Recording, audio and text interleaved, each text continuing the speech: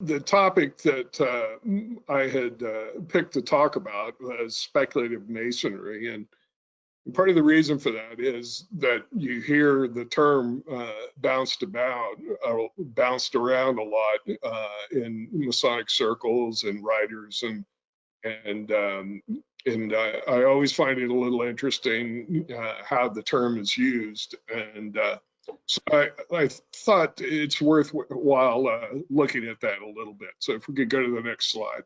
So the generally accepted theory, and I'm not sure exactly who generally accepts this, but in a lot of the reading you'll see speculative masonry is said to have started after the formation of the Grand Lodge of England in 1717. About that time, Anderson's constitutions were published in 1723, which kind of laid out the rules of the road for masonry, at least for the moderns, and gave some history. And then in 1725 is the earliest written example that we have of a Master Mason degree. So during this time, 1717, early, 1720s, is kind of generally, when a lot of historians talk about it, they kind of say that's when speculative masonry started. I think if you look in detail at what was going on in masonry or in Masonic lodges before that time, in fact, for about 100 years before that time, and you look at it real closely, and especially in Scotland, you get a whole different picture. So if we could go to the next slide. One of the issues I think with the term speculative masonry is just terminology. If you look at the five terms I've put here, Mason, Freemason, Speculative Mason, Accepted Mason, Non-Operative Mason, you could use those terms and be talking about the same Mason. And so there's a lack of specificity in the language, and also there's looseness in the way people talk about it. Some people try to make a distinction between a Mason and a Freemason. Some people would say a speculative Mason and a Freemason are the same thing. And the accepted Mason is a little bit rarer term, but is that the same as a Mason? So the terminology is an issue. And one of the things that Masonic historians kind of came up with is this term, a non-operative Mason. And it's a useful term, but it's also kind of a little bit of a cop-out. And the reason I say that is because it's generally used to account for non-stonemasons that were joining Masonic lodges, stonemason lodges. And they didn't want to concede or call them speculative, so they came up with the term of non-operative Mason. So it's kind of you could call it a compromise, but it's also a little bit of a cop-out. So I'm going to talk about three specific Masons that people that were made Masons 70 to 80 years before there was a Grand Lodge. But to tell you about these guys, I have to use a couple of terms that I want to define. And if you're familiar with the terms, I apologize for taking up some time, but I think it's important that I define these two terms just so you understand what I'm saying about these individuals. So if we could go to the next slide. The first one is Hermeticism or Hermetics. And basically what it is a religious, philosophical, esoteric tradition that's based on the writings of Hermes Trismegistus. That's Hermes 3 times thrice great or whatever. So he probably never really existed, but there's a group of writings from the 1st and 2nd century that encompass Neoplatonism, astrology, alchemy, and magic. And when I say alchemy in this context, we're not talking about turning lead into gold, that kind of thing. We're really talking about spiritual alchemy. And so there's a real emphasis in Hermeticism on spiritual growth. It's been around, as I said, since the 1st or 2nd century, but during the Renaissance and the Reformation, just prior to the Enlightenment and the formation of the Grand Lodge, especially during the Renaissance, Hermeticism did a real spike in interest. And so during this time frame, for several hundred years, there was just a real interest in Hermetic topics. We'll go to the next slide. If you Google or look up Hermeticism, frequently what you'll see is given as an example is Rosicrucianism. And so what's that all about? Well, in the early 1700s, or early 17th century, 1600s, there were 3 documents published in Germany: the Fama, the Confessio, and the Chemical Wedding. And these caused quite an uproar in Germany and throughout Europe. And the reason was that they announced the existence of a secret brotherhood, and they indicated that this secret brotherhood intended to lead a Protestant Reformation of Europe. In other words, to throw out the old guard and bring in a new way of doing things that was based on a Lutheran system of belief. And they also, in these documents, claim that this secret brotherhood is made up of philosophers, Kabbalists, alchemists, and physicians. And when and the Kabbalists, this gets to the issue of Jewish mysticism and alchemy again here. The Rosicrucians make a real big deal out of, hey, sure, we can turn lead into gold, but that's not what we're about. We're about spiritual alchemy. So with defining those 2 terms, now I'm going to tell you about these 3 Masons. So if we could go to the next slide. First is Sir David Ramsay, and he was initiated into Mary Chapel's Lodge in Edinburgh in 1637. Now, this is not somebody's guess that he was made a Mason. In Mary's Chapel's Lodge is the lodge for which there are the oldest records, continuous records, and they go back to 1599. So when I say he was initiated, they know that from lodge minutes, who was present and who did what and such. So this is not a speculation or somebody guessing. There are actual lodge minutes.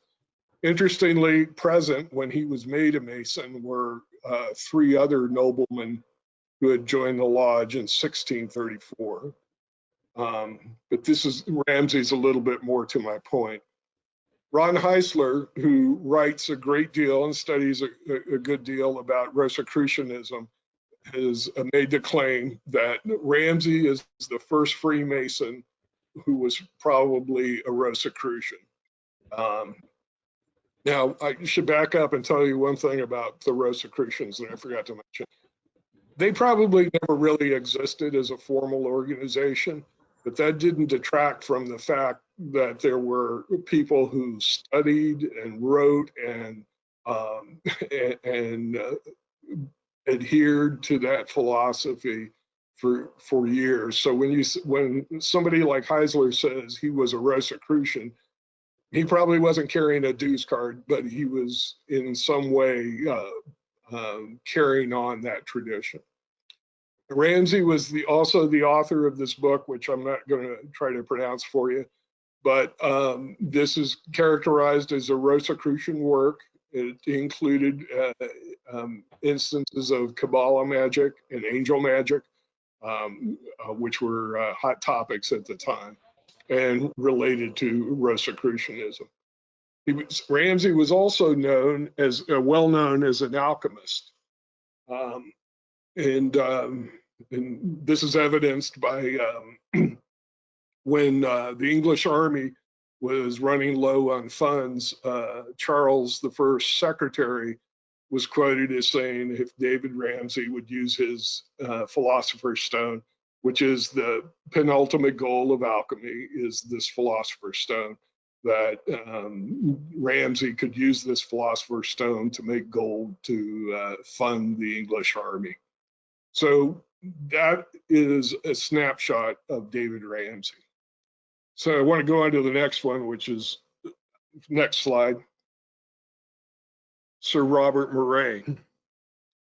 And he was initiated into the same lodge a few years later at 1641, except for this happened in Newcastle.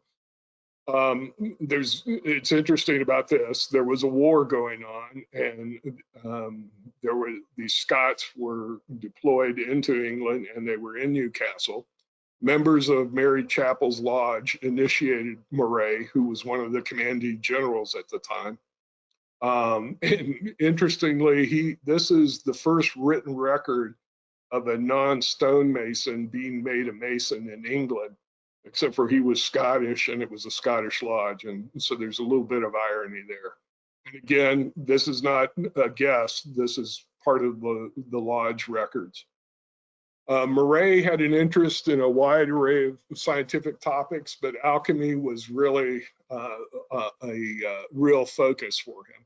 And so much so that King Charles had provided a laboratory for him in Whitehall Palace, and which he used to conduct these alchemical experiments. And just making a connection, the previous resident and user of that laboratory was Sir David Ramsay, who I just talked about. Moray was the founding member of the Royal Society. He wasn't the first president, but he was really the driving force. And the Royal Society is an elite scientific organization that exists to this day. And it really got his charter, or the Royal Society got its royal charter based on, in a large part, on the efforts of Moray and his relationship with the king. A biography of Moray says that he was a great patron of the Rosicrucians. And that's probably attributable to the fact that he was a friend, collaborator, and patron of Thomas Vaughan. And Thomas Vaughan was a Welshman who was well known in England as a Hermetic philosopher and alchemist. And more than that, Vaughan also was responsible for publishing the first English translation of the Rosicrucian manifestos, at least the first two, the Fama and the Confessio. And it's believed that the source documents he worked from were Moray's copy of the Fama and the Confessio. Elias Ashmole. And this is the first, there exists. This is written records in his diary. He's the first documented non-stonemason made a mason in England. And that occurred at 1646 at Warrington. And Ashmole, in his diary, names all the people that were present, and there were no stonemasons or tradesmen present. It's also interesting, just to sidetrack a little, it kind of sets the tone for Masonry in itself. You know, there was a civil war going on, or just wrapped up a little bit. And there were parliamentarians, royalists, there were and people of different religions and such, all gathered in this group. No stonemasons, however, but an interesting mix of people who by rights should have been enemies. His interest, astrology, alchemy, law, and botany. And astrology, he really used astrology in a way that we would probably snicker at these days. He would cast the horoscopes and as he was about to make important life decisions. So it was a big part of his life, whether astrology or alchemy were bigger deals to him, who knows, but it can't be underestimated. He collected antiquities, so much so that they accumulated to the point that he donated them to Oxford University, who then used them to establish a museum, the Ashmolean Museum, which still exists today in Oxford. Ashmole was also one of the early members and driving forces in the Royal Society. In his remaining papers is, in his own handwriting, his translation, or not translation, but transcription of the Fama and the Confessio. And also with them is a letter that he wrote to the Rosicrucians, asking that they contact him to make him a member, and laying out why he thought he would qualify as a Rosicrucian. He was the author and editor of Theatrum Chemicum Britannicum, which was a collection of all of the English alchemical works that he could find at that time. This is really a big deal document for people interested in this subject, and it was quite an accomplishment.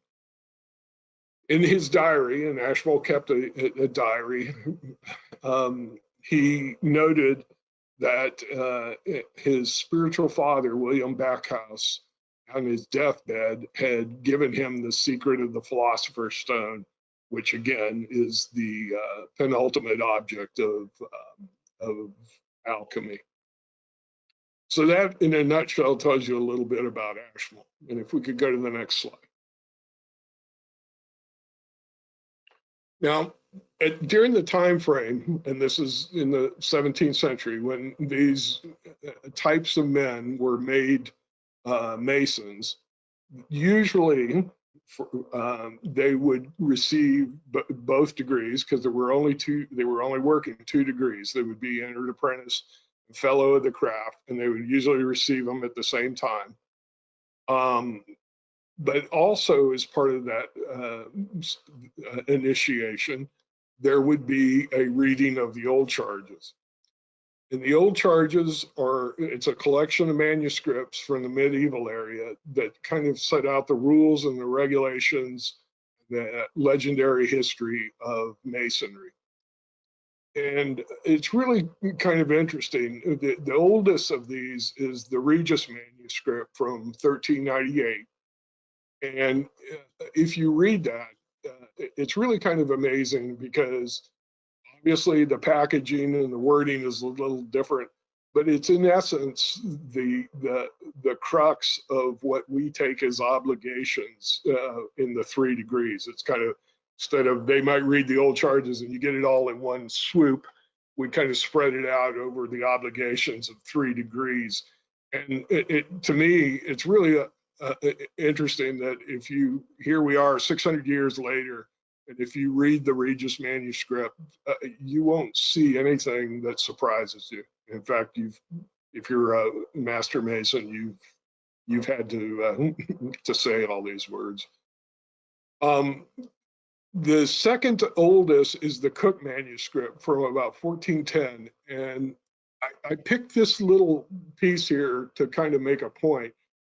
As I mentioned, there's also legendary history and stories, and this is an extract from the Cook manuscript. And the reason I picked this is, again, this is 300 years before there's a Grand Lodge. And the association, if you read this, there's already an association between Masonry, King Solomon's Temple, the building of the temple, and the role of Solomon in that, as well as King Hiram of Tyre and his master Mason, which we know as Hiram. So years and, well, hundreds of years before there was a Grand Lodge, Masons, and especially Masons like the 3 I just told you about, would be hearing these kinds of stories. So if we could go to the last slide. So what do we, just in this little bit that we've talked through, I've talked through, what do we know? Well, we know that there's non-operatives like Ramsay and Moray that joined stonemasons lodges. Mary Chapel's lodge was a no-nonsense stonemasons lodge. It had existed for years, and that's what it was about. But these men saw a reason to join these lodges. We also know, as in the case of Ashmole, and there are others, that there were non-operatives, in other words, non-stonemasons who formed their own lodges for some reason. We know that. So I think taking these 3 men as an example and realizing that they would go through these initiations and then hear the old charges, and these are educated, intellectually curious, hermetically inclined men. I think there's very little chance that those guys didn't go through this and then just kind of look around at each other and say, so what do you suppose all that was about? And I think as soon as they ask that question, that makes them speculative Masons.